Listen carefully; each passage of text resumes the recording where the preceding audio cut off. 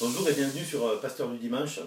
En ce moment, il y a peu d'occasions de nous réjouir dans le monde dans lequel on vit, que ce soit la violence, ces derniers temps encore en Belgique ou en Côte d'Ivoire, ce soit aussi ces lois sur le travail qui nous font revenir en arrière ou d'autres lois qui étaient prévues sur le droit des étrangers.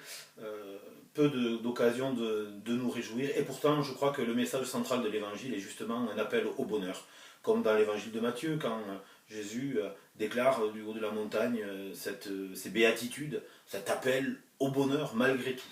Aujourd'hui, nous devons redécouvrir la force de ce bonheur, redécouvrir la force que la foi nous donne pour être heureux. Je pense aujourd'hui particulièrement à ce texte de l'évangile de Luc où un homme amasse des richesses, détruit ses granges pour en construire des plus grandes, pour amasser toujours plus, en se disant qu'une fois que ses biens seraient à l'abri, une fois qu'il aurait bien amassé, il pourrait se reposer, manger, boire, faire la fête, se réjouir.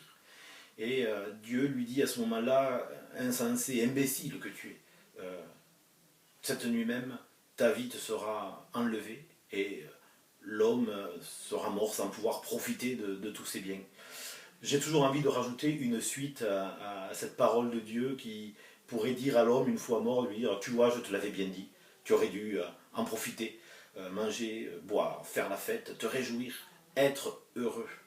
Aujourd'hui, nous devons redécouvrir cette force qui nous est annoncée par l'Évangile, cette force du bonheur, arriver à être heureux et faire de notre quotidien tous les jours une occasion de bonheur, une occasion de vie. Manger, boire, faire la fête, nous réjouir avec nos amis, avec notre famille, avec nos passions, vivre pleinement. C'est peut-être aussi ce qui nous est annoncé comme vie éternelle, vivre dans la plénitude.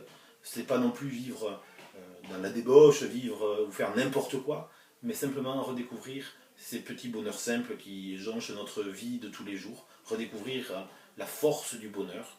Je crois vraiment que l'essentiel du message évangélique est là. Soyez heureux et choisis la vie.